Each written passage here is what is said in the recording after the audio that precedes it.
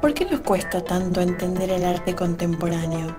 ¿Cuáles son las características que lo definen? ¿Y a qué nos enfrentamos cuando entramos a una exposición y vemos una obra? En este podcast vamos a tratar de dar respuesta a estas preguntas. Vamos a revisar los libros más importantes de arte contemporáneo. Vamos a entrevistar artistas y charlar con ellos acerca de sus prácticas y sus obras para adentrarnos en este mundo fascinante. Mi nombre es Evelyn Márquez y te doy la bienvenida a Temporada de Relámpagos, el podcast.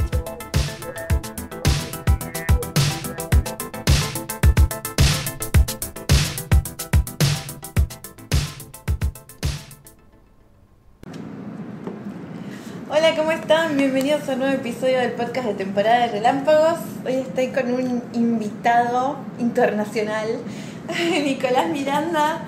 Hola, ¿cómo estás, Nico? Hola, ¿qué tal? Muy bien. Gracias por la invitación. De Chile, no hice la aclaración. Invitado internacional de Chile. Sí. Van a escuchar mucho ruido en este momento porque estamos con una manifestación a unas cuadras, pero parece que estuvieran acá adentro. Porque se escuchan terriblemente los bombos y demás. Igual yo creo que ya no te asustas de nada porque Oye, ya por todos lados, ¿ah? Sí. Como estamos rodeados. Pero creo que ya hace bastantes años que estás yendo y viniendo de Chile para acá, así que ya no te sorprenden estas No, para nada, cuestiones. sí, desde el 2011 de manera seguida. Ah, Entonces, creo que los únicos años que no vine fue justamente para la pandemia. claro. Todos los demás he estado yendo y viniendo. Casi que vivo acá un poco. Claro, ya sistematizaste un poco esta situación de vivir en los dos países. ¿Y por qué Sí. tomaste esa decisión? ¿Cómo se dio? No sé, en algún momento, ¿en qué estaba yo? Había hecho el magíster en arte en la Universidad de Chile, creo. Viajé a dar una vuelta, a ver algunos espacios a Buenos Aires y me llamó la atención uno en particular, o tal vez fue porque fue el único que me tomó en cuenta, me pescó, se llama Espacio Ecléctico, y ellos desarrollaban residencias de arte. Entonces coordinamos hacer una ese mismo año, el 2011, y ahí empezó. Y te gustó claramente porque sí, lo convertiste ya en un hábito. Sí, yo quiero esta ciudad y además con los años fui estableciendo relaciones afectivas, o sea, tengo amigos, sobrinos acá, entonces no es solo venir a hacer un proyecto de artes visuales, hay más cosas también de Y juego. sos de Santiago. Sí, Sí. del centro de Santiago. Y estudiaste arte con orientación a escultura. De hecho, la mayoría de las obras que yo conozco son escultóricas. Sí. ¿Trabajás con algún otro medio también? ¿O te especializaste, te enfocaste en...? Sí, lo que pasa es que pienso que en el arte contemporáneo, o desde el siglo XX en adelante, estos territorios se cruzan también, ¿no? Sí. Se cruza la pintura, la fotografía, el cuerpo, las intervenciones callejeras. En el caso de Chile, por ejemplo, con la escena avanzada, están llenas de performance también, sobre todo los años de dictadura. Entonces no es un territorio puro el de la escultura. Pasa que mi formación en la licenciatura, sí, es convención en escultura, entonces hay un lenguaje escultórico. Pero va más allá, por ejemplo, estas dos últimas obras, la de España y la de Buenos Aires, también habitan en otro territorio. Son acciones callejeras, pero habitan en el archivo, habitan en el video, habitan en la fotografía. ¿Sí? Bueno, acá comentaste algo que fue lo que te hizo conocido para mucha gente este año, que fue una acción que realizaste en Madrid, justamente, que fue muy levantada por los medios internacionales de España, de Chile, incluso en Argentina también se habló del tema porque fue un poco polémica. Todavía a mí me llama muchísimo la atención, pero bueno, para ellos la monarquía todavía es una institución con cierto peso y que hay mucha gente que le importa y sigue comprando las revistas que te cuentan qué hizo la princesa esta semana, y vos te metiste ahí con el ex rey Juan Carlos. ¿Cómo fue esa intervención? Y que llegaste a cabo en la Plaza Mayor. No, en Puerta del Sol. En la Puerta del Sol. El kilómetro cero. Sí, es una intervención de sitio específico y tiene varias capas, ¿no? Es muy sencilla en cierto punto, ¿no? O sea, el ícono de la ciudad es una escultura, la escultura de una osa, comiendo de un madroño, un árbol, ¿no? Yo me enteré por vos que era osa. Como se llama el oso y el madroño, y ahora madroño, le dicen la osa y el madroño. El nombre original es el oso, pero después dijeron no, que en realidad es una osa, bueno, igual. Es el símbolo de la ciudad, porque se supone que el rey no sé cuánto, no sé qué siglo, mató un oso pardo por el sector que después se llamó el Pardo, etc. Y ahí hacen esta escultura que está en las postales, en souvenir, en la insignia del Atlético de Madrid. Yo justo estuve en noviembre pasado y no la pude ver porque estaba todo vallado. Estaba cerrado, y eso también es parte de las lecturas de esta operación, porque se demoraron un montón en las reformas y ya está muy cuestionado el alcalde, Almeida, por los fondos, ¿no? Eso de hacer 3 veces el mismo hoyo ya empieza a generar dudas. ¿A qué empresa le dais la licitación? Nos suena un poquito eso en Buenos Aires también. Si no, Buenos Aires, 3 Chile, veces la misma calle en un año. Claro, Chile, España tienen como eso en común. Otra cosa también. Esa fue una de las lecturas, porque justo cuando liberan el sector donde está el oso osa, aparece esta intervención donde además la mayoría del equipo éramos latinos, ¿no? Un chileno, colombiano, argentino, un peruano, un vasco. Entonces eso irritó profundamente al alcalde, del que yo estoy muy agradecido porque con su enojo nos dio publicidad. Te insultó un poquito. Sí, y yo lo felicité por ser crítico de arte. Sí. Pero bueno, la operación era eso. Está el oso y yo en el fondo me acoplo y me camuflo con lo que ya existe.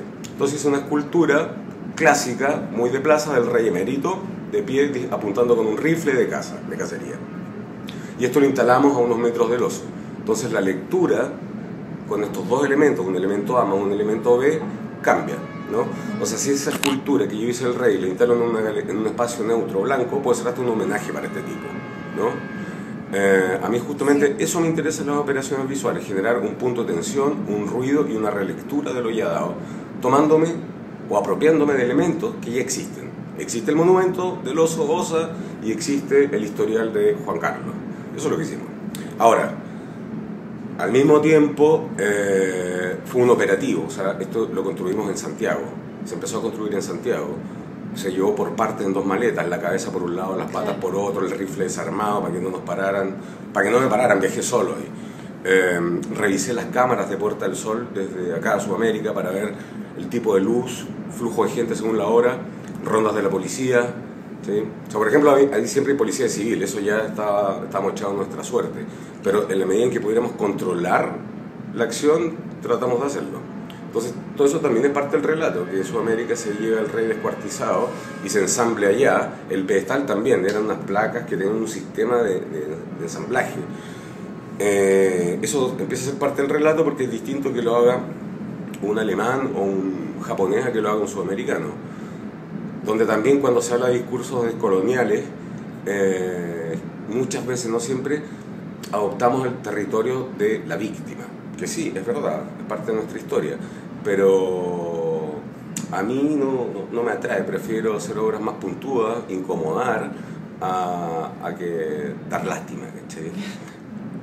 Además que siempre piensan que somos, o lo que se nos exige es que sea desde el terreno de la víctima y ojalá un poco pachamamico.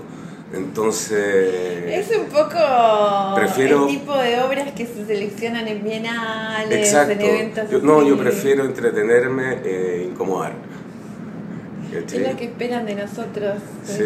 Bueno, eso lo hablamos una vez, hace años con Néstor Sonana, lo conversamos eso una vez. Pero bueno, todos estos elementos empiezan a ser parte del relato, de la construcción de la obra.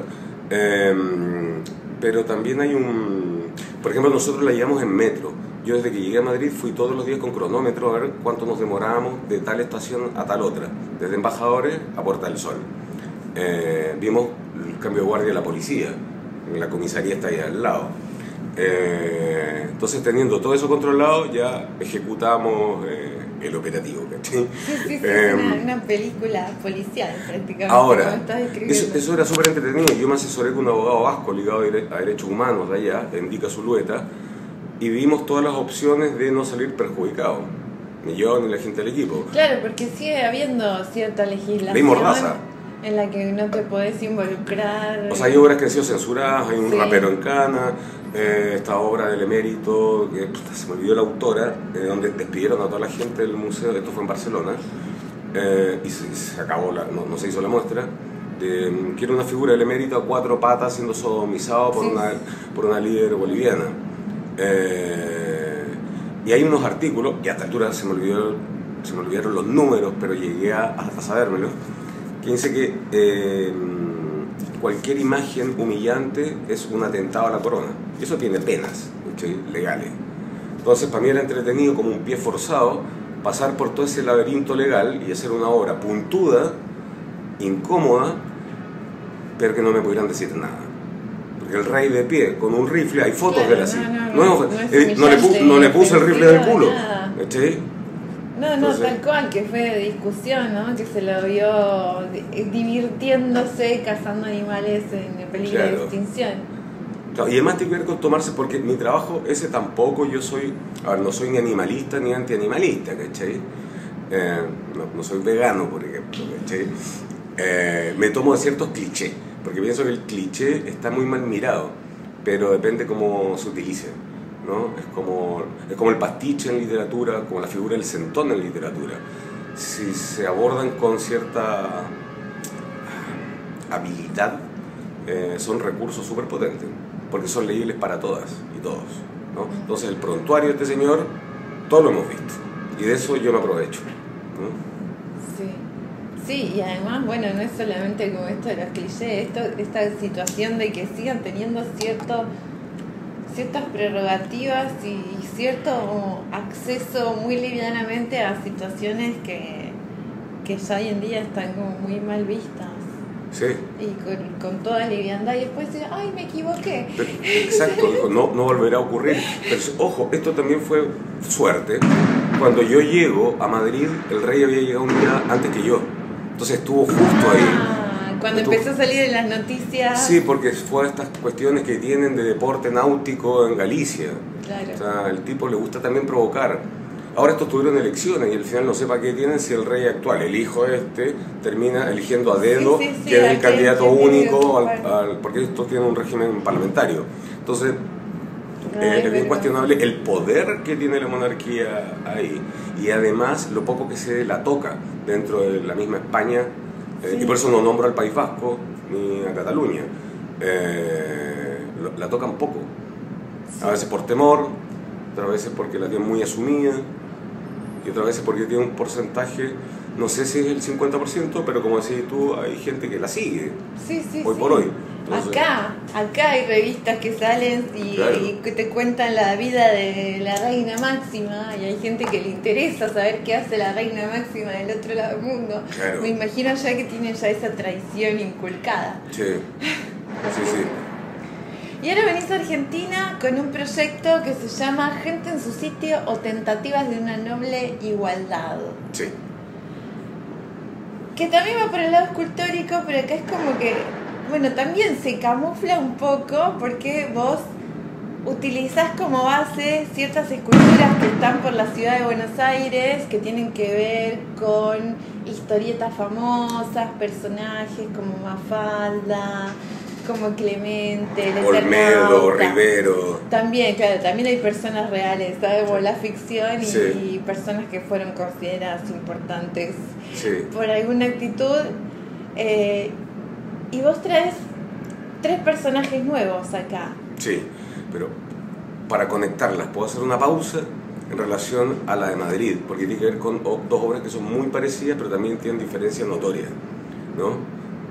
Por ejemplo, en el caso de Madrid, el título también, para mí pienso que todos los títulos son importantes, son un elemento que da sentido, ¿no? Entonces, estrategias parasitarias para la sobrevivencia en un mundo cruel tienen una doble lectura. Lo parasitario es la monarquía, pero también yo me estoy dejando en claro que mi operación es parasitaria. Claro. Me aprovecho de un elemento que ya está y me acoplo a él, me pego, como un parásito, ¿no? Y lo último en cuanto a eso, dejando de lado todo el comando que se hizo para la acción, me interesan los contrapuntos, ¿no? O O sea, la coherencia entre elementos antagónicos. Entonces, por ejemplo, esta acción, si dejamos de lado el operativo, es muy sencilla, es poner un objeto cerca de otro para tener una relectura. Ahora, que ese gesto casi infantil, que es como una idea de fumados, ¿no? Pasa que después lo terminamos concretando, ¿no? Que eso explote mediáticamente bajo la lógica del espectáculo me parece interesante en términos políticos. Por eso en el equipo había gente de medios también, ¿no? Desde el gesto mínimo a una máxima explosión, ¿no? Y en la misma línea me interesa tomar la escultura más clásica e incluso sosa de plaza para ejecutar una acción contemporánea. Eso tiene que ver con los contrapuntos, ¿no? Con la potencia o coherencia que puede haber entre elementos antagónicos. Ahora, yendo a lo de Argentina, sí, son dos obras que nacen. De hecho, la Argentina nace primero. La empezamos a hacer el 2019, vino el estallido en Chile, me fui para allá, me quedé ahí, y después vino el COVID y no se pudo viajar. Y entre medio apareció la opción de la residencia en La Parcería, un centro cultural de Madrid, pero eso salió después. Pero ya tenías acá en Buenos Aires las obras en proceso. Estaban en proceso y durante la pandemia fui avanzando por partes de estas tres culturas, la mano de uno, la cabeza de otro, y cuando se pudo viajar me las empecé a traer. Y sí, ya para retomar lo que decís tú, son tres personajes que vienen más bien del anonimato, ¿no? Un niño de villa, una chica que puede ser un tanto rolinga, también marginal, y un policía sacándose una selfie y con una pistola en la otra mano. Son esos tres, vienen más bien del anonimato. Hasta cierto punto, porque acá seleccionaste a un personaje muy famoso en la historia del arte argentino. No sé cómo llevabas esta historia, si ya viviendo en Chile o cuando empezaste a viajar a Buenos Aires, que es Juanito Laguna, ¿no? Esta serie que desarrolló durante muchos años Antonio Berni, con distintos formatos, con collage, con pinturas, con dibujos, donde va contando la historia de este niño que vive en una villa hasta que llega un poquito más hacia la adolescencia, y vos le das una forma tridimensional a este niño. Sí. Que es muy icónico. Sí, pero ahí también hay un contrapunto que hace Berni. Hay dos lecturas que me interesan ahí. Uno es que Berni trabajaba también con elementos y materiales de los lugares, ¿no? De estas villas. Sí. ¿Sí? Retazos de tabla, tela encontrada en la calle, ¿no? Entonces de alguna manera también se camufla con los lugares, que es un poco lo que trato de hacer con estas operaciones. Es una operación de camuflaje, lo de España y lo de Argentina. Y lo otro es que es universal. Él le pone el nombre Juanito Laguna, pero es leíble para toda Latinoamérica, ¿no? Existen millones de Juanito Laguna. Entonces, esa... Y lamentablemente no quedó ahí en los 60. Lo exacto. seguís encontrando hoy en día en el 2020. Exacto. Entonces, esa aparente contradicción, la contradicción no es incoherente, ¿cachai?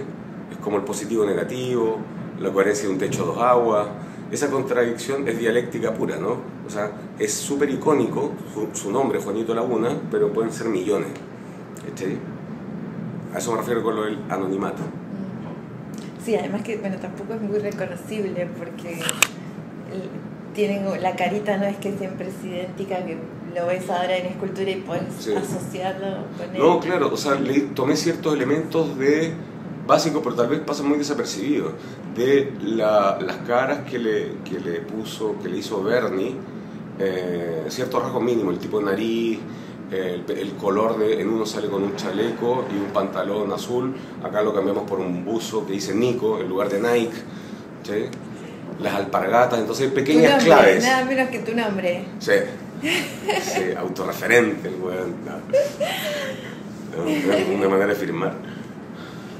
Y la fuiste llevando estos tres personajes a distintos lugares, repitiendo como una operación similar a la de España.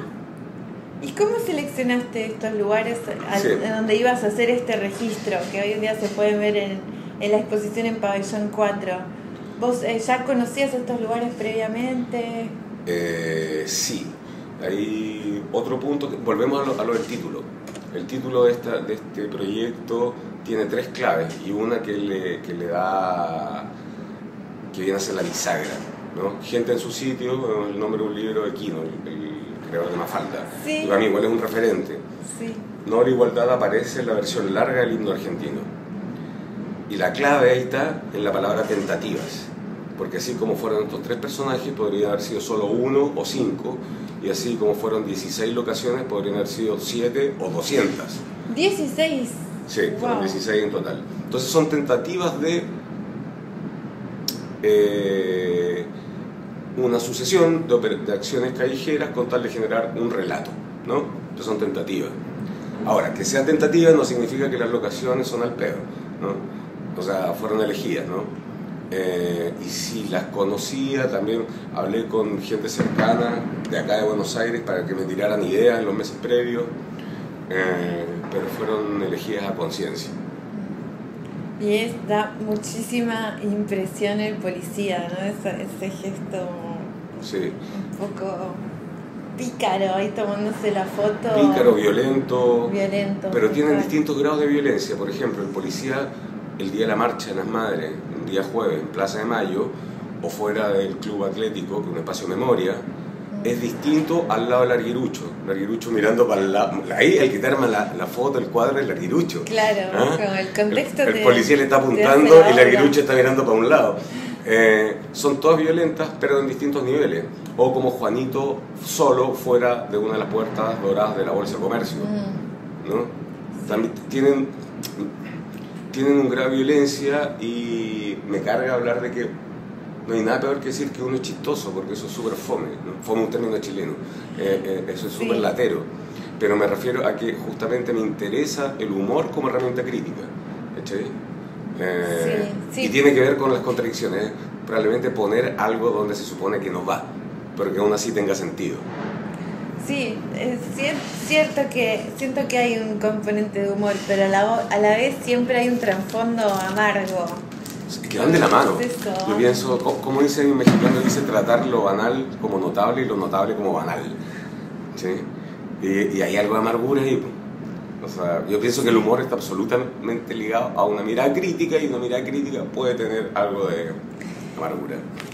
Pero bueno, a mí yo siempre digo, tengo una debilidad por los artistas que trabajan con el humor, que se animan a trabajar con el humor, que son los menos, que creo que pasa algo parecido a la actuación, ¿viste? Como que uno se ríe mucho con una comedia, pero después todos los Oscars se los lleva el drama, que te lloras todo. Y para mí el humor es la mejor forma de decir las cosas de una... que es como que permea ciertas capas de sensibilidad y no te escudas tanto. Cuando es una obra de denuncia más explícita o más política, inmediatamente genera el rechazo de las personas que no piensan o comparten ese pensamiento. En cambio, esto es como que te permite un primer acercamiento, una aproximación a ver qué es lo que está proponiendo el otro. Sí, y también hay varios puntos. Lo primero tiene que ver con, justamente, bajo esta estrategia operativa, es apropiarse de elementos que ya existen. Eso ya puede generar cierto diálogo. ¿Le gusta a las espectadoras y espectadores o no? En España hay gente que se enojó, ¿cachai? Pero tiene que ver con tomar elementos reconocibles.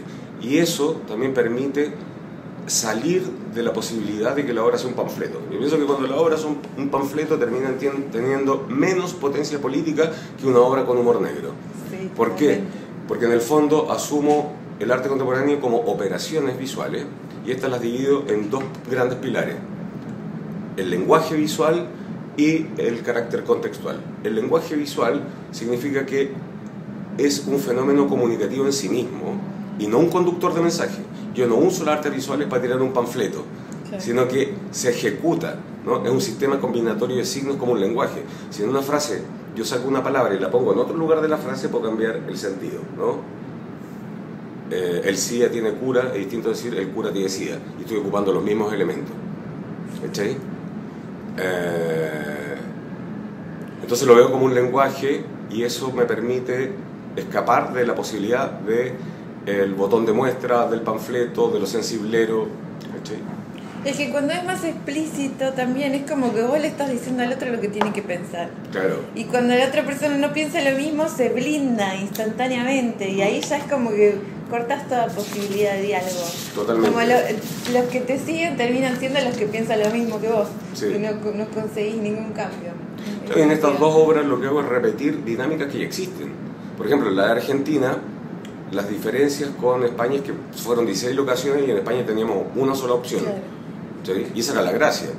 Sí. En España tomamos a un tipo mundialmente conocido como figura y acá tomamos anónimo, ¿no? Pero lo que trato de hacer, y ahí está la contradicción, es operar y repetir las mismas lógicas del espectáculo con personajes que pueden ser incluso indeseables, ¿no?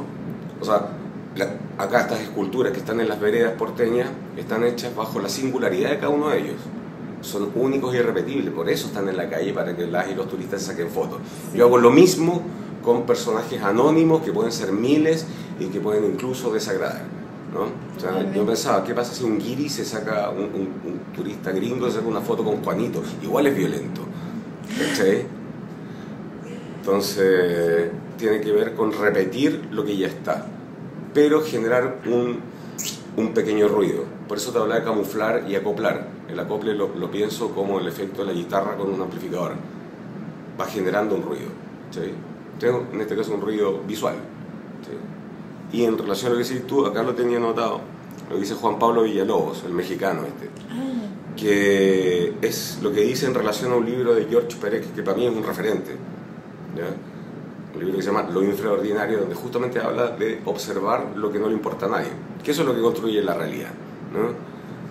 Y es un libro que reflexiona sobre ese texto de Perec. Villalobos dice, ¿qué hace si no un humorista, un clown? Intenta restituir la sorpresa y trabaja sobre lo cotidiano.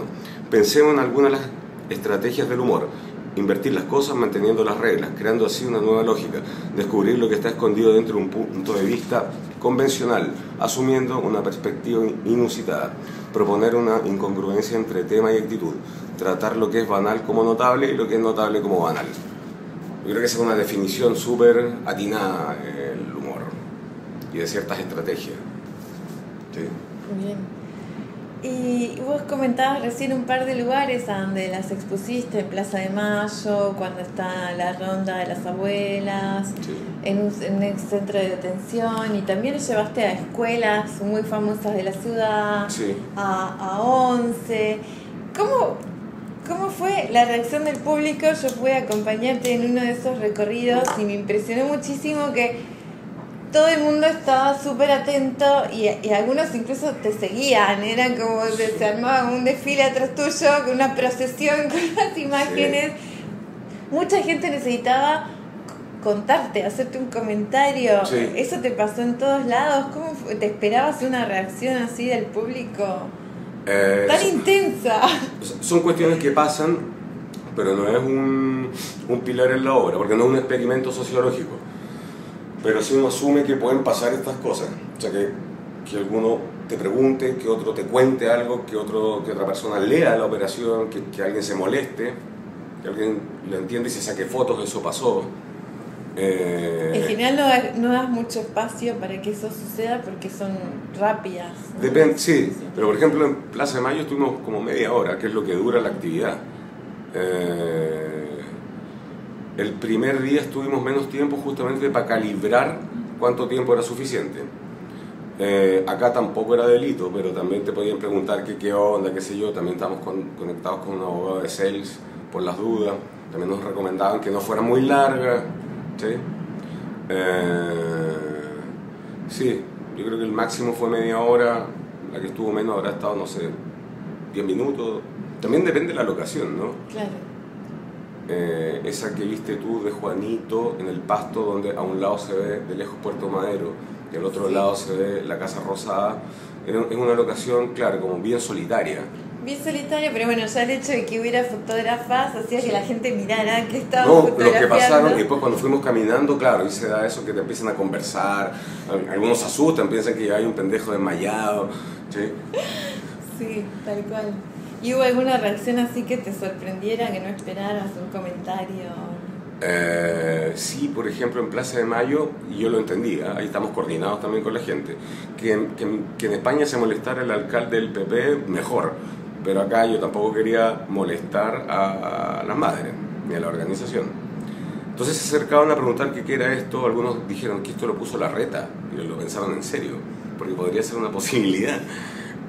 Una señora reconoció lo de España, dijo, tú eres el de España, ¿sí? Lo del rey.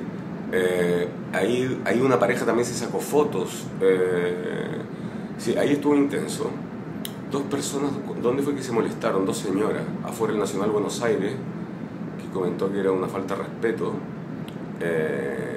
Ahí estaba la escultura de la chica. Y es raro porque salieron unos profes y les gustó, se acercaron a hablar, felicitaron. Y otra persona se enojó, pero no... con el can afuera de la estación de subte de Rodolfo Bolcho. También se enojó. Estación que ha sido vandalizada también. Sí. Sí. Sí. Y acá también tiene que ver con eso de no hacer daño a la ciudad. No estamos haciendo un rayón, no estamos haciendo un hoyo con taladro. Entonces tiene que ver con el carácter cínico. No es que uno sea tan bien intencionado, tan bonito, sino que prefiero ser cínico, que en la medida en que no nos puedan decir nada, porque legalmente no hicimos ningún daño. No. ¿Sí? Y bueno, en las exposiciones que resultan después de todas estas acciones, vos haces un registro fotográfico y de video, y después en eso decantan las exposiciones consecuentes de estas acciones. ¿Te interesa también capturar estas reacciones del público en esa fotografía, en ese registro? Sí, nos interesa, pero claro, como te decía, hay distintos grados de humor, distintos grados de violencia, distintas situaciones. Entonces lo que tratamos de hacer es que exista más o menos un abanico amplio que dé cuenta de lo que pasó en estas acciones, a modo de relato. Y por eso es fundamental el trabajo de foto que contenga todo esto, una cultura sola, con alguien sacándose una foto. Juanito en una se llenó de chicas y chicos que estaban de paseo al colegio, que dé cuenta de eso, y un poco también en el video, en los videos, ¿sí? Porque en el fondo es eso, es un relato que te cuenta lo que se hizo. ¿Hiciste algo parecido en Chile o tenés en agenda hacer alguna acción similar? En Chile... O sea, estás cada vez más instalado en Argentina. O sea, Chile con la constitución que están haciendo los republicanos, que son como los libertarios de acá, cada vez menos ligados a Chile. O sea, piensa que... Sí, o sea, por ejemplo, yo postulé a los fondos de cultura chilenos para los de España y los de Argentina también. Me dijeron que no me los daban porque no iba a tener impacto mediático. En los dos casos dijeron lo mismo. El Ministerio de Cultura chileno llamó a la Delegación Chilena de Cultura en Madrid para censurar mi obra, siendo que no me habían dado recursos. Dijeron, suponemos que ya vieron todo esto, estas noticias, no la muestren, no la comenten, bájenla. Entonces, ante ese escenario es difícil que tenga ganas de trabajar en Chile. ¡Qué difícil esto! Que quería limpiar la imagen de su país, que no digas que eras un artista chileno. Claro, pero por lo menos si no me diste los recursos, no digas que no muestren la obra. No, claro. ¿Sí? Si no estás ayudando, no me hagas una zancadilla. No, buscar silenciarte. Entonces tengo distancia con cómo están las cosas allá, y también mucha decepción, porque estábamos esperanzados del proceso que se empezó a vivir desde la revuelta a la primera convención constitucional, no esta. Ahora, proyectos... He hecho cuestiones, y eso lo quería aclarar porque me parece que es importante en cuanto a las herramientas conceptuales que uno utiliza. El sitio específico no es solo acción callejera. Mis primeros trabajos cuando tenía 19 años o menos incluso fueron en la calle. Después pasé a otro formato. Lo que hago es como la misma acción que hace un adolescente, rayar una publicidad con un marcador, ¿no? Rayar un diente negro, hacerle una pija. Es lo mismo, pero más elaborado. Esto de ponerle el rey al oso, Juanito en la bolsa, va por ahí. ¿Sí? Pero el sitio específico tiene que ver con leer los elementos que habitan en un lugar en concreto. Que puede ser un lugar físico o un lugar abstracto. Por ejemplo, el espacio de la memoria, el espacio del pensamiento, o espacios físicos como una cuadra determinada, ¿no? Entonces, en ese sentido, he hecho trabajo en Chile uno que se llamaba Síndrome de Estocolmo, pero no era callejero. Ahí me invitaron a una galería cheta donde van muchos coleccionistas, y los coleccionistas chilenos se caracterizan por ser avaros, siempre bien rebaja, Chile es un país de especuladores. No te creas que acá no pasan esas cosas, No, además sé que no es patrimonio nuestro, pero ojo que el neoliberalismo como tal se instaló en Chile a modo de experimento. Entonces lo que hice fue revisarles imágenes de ellos en las redes sociales y secuestrarles la imagen. Hice esculturas de ellos, de manera clásica también, unos bustos y unas miniaturas. Los tamaños eran acorde a su patrimonio en cuanto a la colección. Los devalué a precio ridículo. El más pequeñito era el porte de un llavero y costaba menos que un llavero. No me acuerdo de eran los montos, pero estaban todos devaluados. Y además se los vendí a secuaces míos, cosa que los tipos, aparte de reclamar por primera vez tener que pagar más, porque era su imagen, si siempre le bien rebaja, ahí se ofendían y decían, ¿cómo yo voy a pagar tampoco por mí? Se tuvieran que buscar, y yo se los había vendido a secuaces. Entonces eso es sitio específico, pero no es intervención callejera, pero se agarra de los elementos del barrio donde estaba, que era un barrio de cheto, y de cuáles son las dinámicas del coleccionista de arte de ese lugar. También es sitio específico. Sí. Y tengo un par de proyectos ahora, pero la mayoría yo creo que son o para España o para Argentina. Hay uno que es una cita a las puertas del infierno de Rodin, versión latina, que lo estábamos conversando con Néstor y ver qué hacer. Yo le propuse traerla a Argentina y capaz que se pase de Chile a España. Eso hay que verlo, eso me falta todavía, es un trabajo largo. Bueno, Néstor es el director de la Galería Pabellón 4, donde está tu muestra, hasta el 30 de noviembre. Sí, empieza bueno, desde el 20 hasta el 30 de noviembre. Bueno, Néstor sí. Siempre tiene, los que hayan visitado alguna vez la galería, siempre tienen trastienda una obra tuya con miniaturas de obras muy icónicas de arte contemporáneo. Sí, esa tiene un par de obras, pero la que más se ve es esa, se llama All at Once, que se presentó hace como 10 años en Argentina. Wow. En Arte Va. Entonces lo que hice es, como era una feria de arte, tomé un módulo formato aeropuerto de souvenir e instalé miniaturas, también a modo de souvenir, de artistas mundiales que claramente no iban a estar en Arte Va. Jeff Koons, Damien Hirst, Tracy Emin, ¿sí? A modo de souvenir, y ahí hacía un juego con el título entre el Todo Junto del All at Once y el Barrio de Once, entre la desesperación por vender en la feria y el Barrio de Once. ¿Sí? Sí, eso está ahí, lleva un par de años. No, sí, al revés, está cada vez más local Arte Va. En la última edición creo que había solamente uno de una galería de Uruguay, eso era todo, cada vez es más local. Así que sí, solamente en esa vitrina podemos ver a estos artistas. Sí. Que la pueden encontrar también en la trastienda cuando vayan a ver la obra de Nicolás durante estos meses. Bueno, ese igual tenía algunos artistas argentinos icónicos. Estaba Pablo Suárez en miniaturas, las Conchetinas. ¿Sí? Yo no me acuerdo de todo, si fue hace un montón. Y cuando voy a Pabellón no me quedo mirando mi trabajo, como que lata. ¿Sí? Bueno, muchas gracias, Nicolás. No, a ti por la invitación. Pueden visitar la muestra en la calle Ramírez de Velasco 556 en el barrio de Villa Crespo. Igual lo compartimos después en los copies y en la web. Muchas gracias.